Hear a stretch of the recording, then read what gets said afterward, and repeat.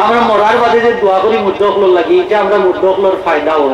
এরা দুবন্ত ব্যক্তিরা ফরিয়াদ করেন 2-4টা অক্ষর করিয়া তারা রুহ উপরে দিলে গিরিপটা রোজ তার রুহটা পৌঁছাইয়া দিন সোয়াবটারে সালি করে তারা দুহের উপরে, এটা আমরা মুদ্দখলর বড় ফায়দা হল।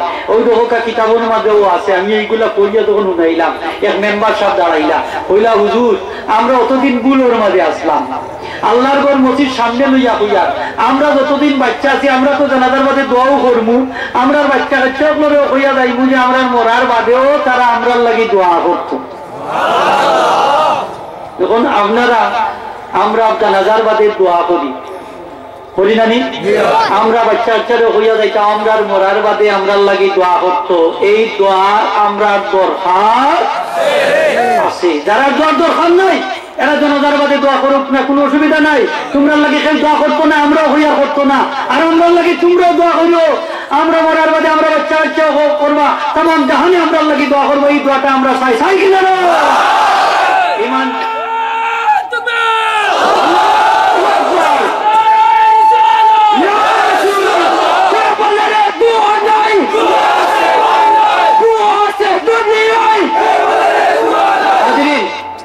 একজন ইমানদার ব্যক্তি মারা গেলে 40 দিন পর্যন্ত যে জায়গা জিকির আজকার করে এই জায়গাটা 40 পর্যন্ত তার লাগি দোয়া করে কান্দে। সুবহানাল্লাহ। হ্যাঁ, আসমানে পর্যন্ত কান্দে মুমিনুর লাগি, কিন্তু মুমিনুর লাগি কান্দে না, কাফিরুর লাগি কান্দে না, আমরার লাগি কান্দতো। চাই কিনা না? আমরার লাগি কান্দো, দোয়া করুক, ফরিয়াদ করুক। আমরা বাচ্চা বাচ্চা যখন আত্মীয় স্বজন বন্ধু বান্ধব হলে কথা, বিশ্বের তাম জাহানের মুসলমান হলে আমরার লাগি মরার বাদে দোয়া কথা, এটা আমরা আল্লাহর কাছে চাই। চাই কিনা না? হযরত আলী রাদিয়াল্লাহু তাআলা আনহু থেকে আরেকটা বাইহাই শরীফ আছে হাদিস যে আন্না আলী রাদিয়াল্লাহু তাআলা সাল্লাল্লাহু আলা জানাজাতিন বাদা মা সাল্লি আলাইহি। হযরত আলী রাদিয়াল্লাহু তাআলা আনহু জানাজার নামাজ পড়ার বাদে দেখা গেল এক মাইয়িতের উপরে তাই দোয়া করতেন। জোরে হোক সুবহানাল্লাহ। বাইহাই শরীফের হাদিস এর ভাবে খুলাসাতুল ফাতাহ কিতাবের মধ্যে আছে যে রাসূল পাক সাল্লাল্লাহু আলাইহি ওয়াসাল্লাম যে সাহাবী আব্দুল্লাহ ইবনে উমর রাদিয়াল্লাহু তাআলা আনহু জানাজার নামাজ পড়ার বাদে দেখা গেল এক জানাজাতে উপস্থিত হয়েছিল। তখন কইলা যে তোমরা যদিও জানাজার নামাজ আমারে আগে পড়ে ফেলাইয়া পড়ি লিছো, কিন্তু দোয়ার মাঝে আমারে পড়ে ফেলাইছো। এইলে যারা জানাজার নামাজ পড়ার নামাজের বাদে দোয়া করো এবং করইনা কথা আনছেন খুব সুন্দর যে করইনও না যদি দোয়া, তবুও আপনারা এতে মানে তারা কঠোরতা আরোপ করেন না, দান গালিগালাজ করেন না। কিন্তু কেউ যদি জানাজার বাদে দোয়া করিলায় আর কান্দে যদি কেউ গালিগালাজ করে মালামত করে, তাহলে যে ব্যক্তি নিষেধ করলো সে মালামতর যুগা, বৎসনার যুগা হোক আলহামদুলিল্লাহ, তখন সে মালামত মানে বৎসনার যুগই। তাইলে আমরা যারা দোয়ার জানাজার বাদে দোয়া করতে বাধা দেই, আমরা দোয়া করলে বেদাতি ডাকুন, আমরা দোয়া করলে গুমরাহ ডাকুন, জাহান্নামী ডাকুন, আমরা এই সমস্ত মানুষকে বৎসনা করতাম পারি কিনা না? আমরা দোয়া করি আল্লাহ এরারে তুমি হেদায়েত নসিব করো। জোরে হোক আমিন। রাসূল পাক সাল্লাল্লাহু আলাইহি ওয়াসাল্লামে ফরমায় যে ফরজ নামাজের বাদে দোয়া কবুল হয়। যে জানাজার নামাজটা ফরজ কিনা না? আরো দোয়া দেবো ফরজ কিনা না? ফরজ তো দুই প্রকার পড়তে আইন পড়তে কে পায়া। তাহলে জানাজার নামাজ পড়ার বাদে যে দোয়া করো ওই দোয়া আল্লাহর দরবারে কবুল। হাদিস শরীফ আছে 100 জন মুসলমানের যদি কোনো মুমিন ব্যক্তির জানাজার নামাজ পড়ে আর এই 100 জন মানুষের যদি আল্লাহর দরবারে তার লাগি সুপারিশ করে, যে সুপারিশ করবে সেই সুপারিশ গ্রহণযোগ্য হয়ে যাবে।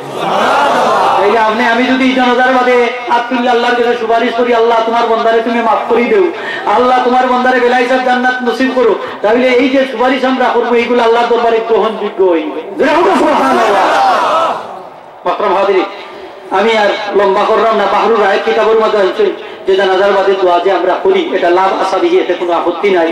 এরপরে আনছেন আবার দেহকা বাদায়ু সনাই কিতাবের মধ্যে লাভ আশা দি তাকরারি দোয়ায়ে, দোয়া বারবার করলেও কোনো অসুবিধা নাই। হাত্তা কালা সলাতুল মাফরুদা আল আইন আল্লাতী ইউসাল্লিহা মারাতান বাদা মাররা হাত্তা ইউসাবু ওয়ালাকিন্না সলাতাল জানাজা ইয়াল্লা তুহাদু ফালতু দোয়া। জানাজার নামাজ তো বারবার পড়া যায় না, এর লাগি এটার পরে যে আমরা যেটা করি হইল দোয়া। এই দোয়াগুলা আমরা করি। আরো অনেক দলিল হল আছে, আমি অনেক অতটুকু কইলাম যে জানাজার নামাজ পড়ার পরে দোয়া কিতাবের মাঝে আছে। আরো দেখো কথাই আছে কিনা না? জানাজার নামাজ পড়ার বাদে আমরা দোয়া করতাম, এটা সুন্নাত। আল্লাহ রাসূলও করতেন, সাহাবায়ে কেরামও করতেন, বর্তমান যুগেও এটা আছে। আমরা পীর মুর্শিদে করতেন। তাইলে আমরা পীর মুর্শিদ হকের উপরে আসলা কিনা না? সুন্নতের উপরে আসলা কিনা না? এই ব্যাপারে কারো কোনো কিলোকাল। এখন যদি কেউ কই ফুলতলি সাহেব বেদাতর মাঝে থাকতে মারা গেছিল, এলা গাঁজাখুরি কথা আমরা মানবনি, এরা গাঁজাখুরি কথা আমরা মানি না, বরং আমরা ওই ফুলতলি সাহেব প্রকৃত সুন্নতের উপরে তাকে ইন্তেকাল করছে। এই জন্য ফুলতলি সাহেব টিভি ওয়াহিল সুন্নাহ বলা হবে কিয়ামত পর্যন্ত। সুবহানাল্লাহ।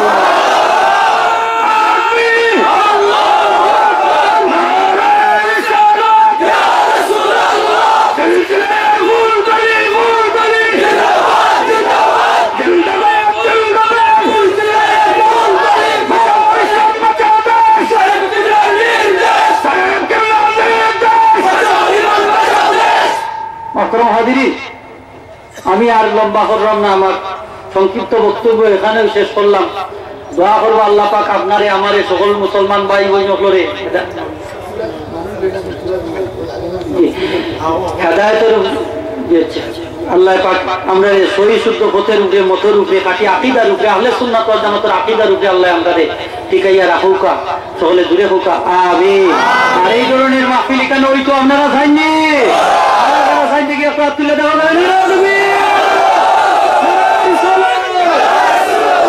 এই মাহফিল আজকের মাহফিলের নাম ঈদে মিলাদুন নবী সাল্লাল্লাহু আলাইহি ওয়াসাল্লাম মাহফিল। আজকের মাহফিলের নাম ঈদে মিলাদুন নবী সাল্লাল্লাহু আলাইহি ওয়াসাল্লাম মাহফিল। সিদ্দিক সাকতি রহমাতুল্লাহ কইছেন যে এই মিলাদুন নবীর যে মাহফিল, এই মাহফিলটা সাধারণ মাহফিল থাকে না, একটা বেহেশতের বাগান হয়েছে। কারণ এটা আল্লাহ রাসূলের মহব্বতে এই বাগান তৈরি করা। আর রাসূলের পার্সনকে যে মহব্বত করবো আল্লাহ রাসূলের লোকে সে একই বেহেশতে থাকবে। সুবহানাল্লাহ। আমরা আল্লাহর হাবিবের সাথে একই বেহেশতে থাকতাম, চাই কিনা না? এই যে মিলাদুন নবী সাল্লাল্লাহু আলাইহি ওয়াসাল্লাম মাহফিলটা আমরা জিন্দা রাখতেই হবে, ঠিক কিনা না? হাজিরিন, এই যে মিলাদুন নবী সাল্লাল্লাহু আলাইহি ওয়াসাল্লাম মাহফিল যে আমরা তাবারুক বিতরণ করি, ফখরুদ্দিন রাজি সাহেব ফরমাইনে তাবারুক যে খাইবো পেটের ভিতরে গিয়ে স্থির হইবার আগে তার সারা জীবনের গুনাহ আল্লাহ মাফ করে দিবেন। ওই মিলাদ শরীফ আমরা তাবারুক বাটি, এটা বলে কুত্তার গোশত বাটি। আমরা ওই তোমরা লাগান কুত্তার গোশত, তোমরা নাফাক খাইয়া মরো। হ্যাঁ, মিলাদ শরীফের মাহফিলে আমরা যে তাবারুক বিতরণ করি এটা হালাল জিনিস না হারাম জিনিস? একবারে মুখাত যা হোক আগে মুরব্বী সাহেব বল আমরা 5 জিনিস কোনটা খাবাইনি? ইয়া আল্লাহ, এই যে হালাল জিনিসটা যতনে যদি হারাম হই নাই, এই মাসলাটা তার উপরে কে বলবো না নি? কথাই কথাটা তার উপরে কে বলবো না নি? বলবো। আল্লাহ তারা যদি ইচ্ছা খায় এটা তাবারুক থাকতো না, এটা পেটের ভিতরে গিয়া বিষ হইব। আর আমরা খাইলে রসুলের মহব্বতে এটা পেটের ভিতরে গিয়া মধু হইব এবং নূর হইব। আর এই আল্লাহ মাফ করি। সুবহানাল্লাহ। ও আপনারা শরীক হইতা হইয়া এই মাহফিলও আপনারা উদার হচ্ছে আল্লাহ রসুলের মহব্বতে। প্রত্যেক বছর যদি জারি থাকে এই মাহফিলটা আপনারা শরীক হইতা। আমি তো অনেক জায়গা গিয়া আস্তা মাহফিল প্যান্ডেল সবটা সাজা করিল একবারে আল্লাহ রসুলের মহব্বতে। মানুষের তো যে দেখা যায় যে গরু পর্যন্ত শিরবির লাগে মেনশন দিলেন, না? আলহামদুলিল্লাহ। আপনারা বিশ্বাস করুন আমার ইলা দিরা জায়গা জায়গা শিখে রসুল হলে আপনি আশ্চর্য হয়ে যাবা। আমি এক জায়গা ছিলাম বুঝলাম কারণী এলাকার গরিব এলাকা, ইয়া অনেক দেখা যায় যে প্যান্ডেল মাইক গরু খাসি মুরুখ কলতা দেওয়ার বাদে আরো টেকা কত হাজার হয়ে গেছে। সামনের বছর লাগে একটা জিনিসও মানুষের বাকি রাখলেন আল্লাহ রসুলের মহব্বত। দিন দিন দেখা যায় এই যে মিলাদুন নবী সাল্লাল্লাহু আলাইহি ওয়াসাল্লাম মাহফিল জায়গায় জায়গায়, এটা আমার পীর মুর্শিদের কারামত। সুবহানাল্লাহ। কারামত ইসালে সব মাহফিলে বাধা দিছি, হাজার হাজার ইসালে সব মাহফিল বাংলার জমিনে প্রতিষ্ঠিত হয়েছে। সুবহানাল্লাহ। এখন আর বেদাত মুখে দি বাড়ায় না, বেদাত পারাই তো জানি। বেদাত থেকে কি জাত তুমি? বেদাতের উপরে নিজেও আছে ডুবাই। এখন করে আমরা বলে বেদাত করে বলি। হ্যাঁ, বেদাত করে কত হাজার হাজার বেদাত করে তার মাঝে আছে। আমি দেখাই দিলে আমরা দেখবা হাজারও দেখো যে এরা বেদাতের মধ্যে আছে, এর বাদে আমরা রেখে বেদাত।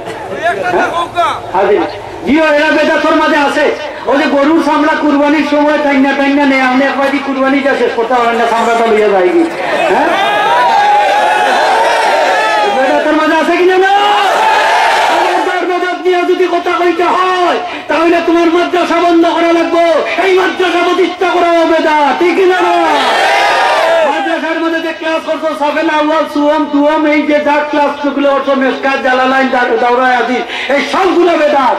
এটা আমার ঠিক না? না, এরপরে দস্তারবন্দি মাহফিল করো, বাপ রে বাপ, এটাও বেদাত, ঠিক না? না, এই বেদাত কত জাতর বেদাত আছে। আমি এখন দেখাইতাম যাইয়ার নাম না রাখি, এরা বেদাতর মাঝে ডুবাই লেছে, গরুর সামলার বেদাতর মাঝেও ডুবো। আল্লাহ হেদায়েত করুক। আমি খবরদার বেদাত নিয়ে কথা বলুন। সবটা খালি বেদাত, খালি বেদাত, খালি বেদাত তুললেও যে নাক কপালের দিকে তুলিলাম বেদাত। বেদাত যদি দুনিয়ায় না থাকতো তারা শরীয়ত সব হয়েছিল না। বর্তমানে কোরআন হাদিস শরীফের যে ব্যাখ্যা বেদাত, এই আজকে যে যত হাদিস শরীফের ব্যাখ্যা যেগুলো লেখা গেছেন হাদিস নেকরাম হলে এই সবগুলো বেদাত। আজকে যে বেদাতের দুইটা প্রকার দিয়ে সীমিত কইরা রাখিচ্ছ, বেদাত লিদ্দিন ফিদ্দিন, এই দুইটা মানে আর কোনটা মানে না, এই দুইটা প্রকারভেদ করাও বেদাত, ঠিক কিনা না? আপনারা আলিম সাহেব সবে বুঝতেন, আলিম সাহেব হলে বুঝবা দিন ওই দিনের লাগি যেটা ইচ্ছা যায়, আর দিনের ভিতরে যেটা ঢুকাচ্ছি এটা হইলে না যায়, বলে যে দুইটা প্রকার করলে এটাও বেদা। বাসায় বাসার উপায় নাই, কোরআন শরীফও বেদাত ঢুকায়, হাদিস শরীফও বেদাত ঢুকায়, ঠিক নাই নিকো কথায়। মসজিদের মাঝে বেদাত আছে, এর মধ্যে খাবার দাবার যে আমরা বিভিন্ন ধরনের আইটেমে করি ওটাও বেদাত। মাদ্রাসা প্রতিষ্ঠা করছি বেদাত, ক্লাস আকারে ব্যাগ ব্যাংক সবটা বেদাত। আজকে যে ওয়াজ মাহফিল এত সুন্দর সাবিয়ানা সাজাইয়া করছি ওটাও বেদাত, মোবাইলটাও বেদাত, উড়োজাহাজও বেদাত, এই যে গাড়িও গুড়াও বেদাত, বেদাত কিনা না? এই সবগুলা বেদাত। ঘুমতে ঘুরতে যে ব্রাশ করি ওটাও বেদাত। হাই কত বেদাতের মাঝে আমরা আসি, হ্যাঁ আছে কিনা না? হোক এর মাঝে তাই নিজে বেদাতের মাঝে আছে, আর আমরা বলে বেদাত, আমরা বেদাতের মাঝে না, বেটা আটি সুন্দর স্বরূপ হোক আলহামদুলিল্লাহ। তখন খেয়ে রসুলের মহব্বতে যত দিতে পাই ওগুলো আটি নৌকা মাঝে দিয়ে, আর খেয়ে 1000 টাকা দিবা হোক আছে আল্লাহ রসুলের মহব্বতে।